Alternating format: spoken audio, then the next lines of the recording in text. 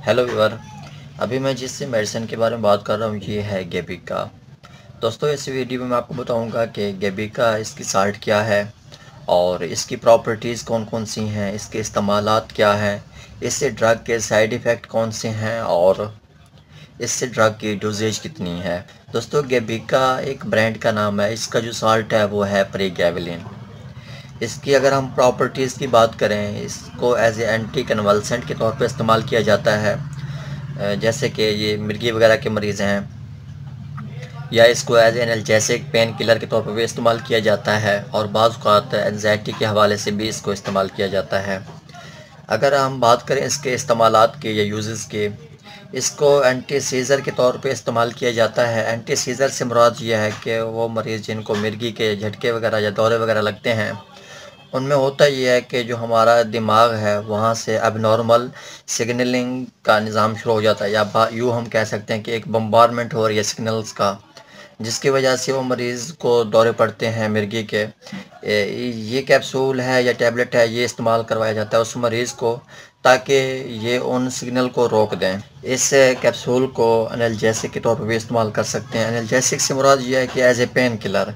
अब फ़र्ज़ करें हमारे जिस्म में जो नर्व एंडिंग हैं वो किसी भी जगह पे डैमेज हैं, डैमेज जगह से हमारा जो सेंट्रल नर्वस सिस्टम है, जो दिमाग है, वहाँ तक मैसेज जाता है और मरीज़ को एक दर्द महसूस होता है।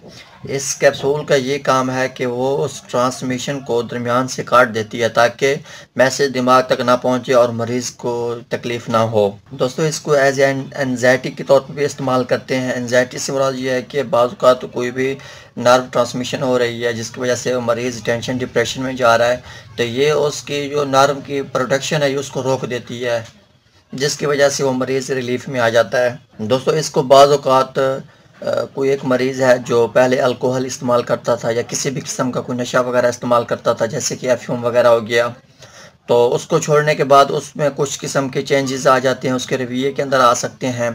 तो उस मरीज़ को कवर करने के लिए भी ये कैप्सूल इस्तेमाल किया जाता है। और कुछ शुगर के मरीज़ हैं जिनको बाज़ औक़ात सियाटिक नर्व्स में प्रॉब्लम आ जाती है, या बाज़ औक़ात उनको जिस्म में कांटे चुभ रहे होते हैं या उनके पाँव जल रहे होते हैं, तो उनके लिए भी ये इस्तेमाल किया जाता है।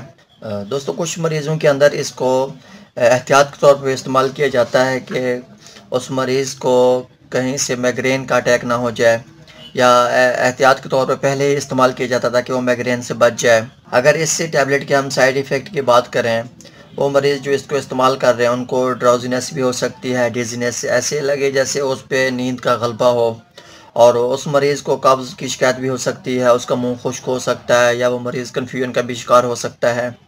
उसको नज़र में धुंधलापन भी महसूस हो सकता है, बाज़ का तो उसे गुस्सा भी महसूस हो सकता है, और उस मरीज़ का वेट भी इंक्रीज़ हो सकता है। ये इसके साइड इफ़ेक्ट हैं। दोस्तों अगर हम इसकी डोज़ की बात करें, जो एक एवरेज डोज़ है वो है 75 mg के अंदर, और मोस्टली इवनिंग के अंदर ही रिकमेंड की जाती है।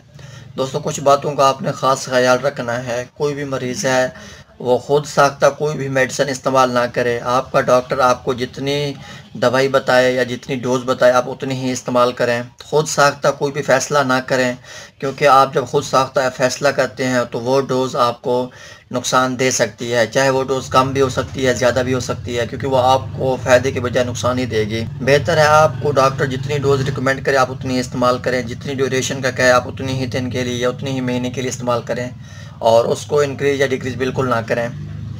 दोस्तों आपका गेबिका या इससे रिलेटेड कोई भी सवाल है आप कमेंट्स कर सकते हैं। आपको अगर मेरी ये वीडियो अच्छी लगे तो काइंडली मेरी वीडियो को लाइक और शेयर कर दें, मेरे चैनल को सब्सक्राइब कर दें। शुक्रिया, अल्लाह हाफ़िज़।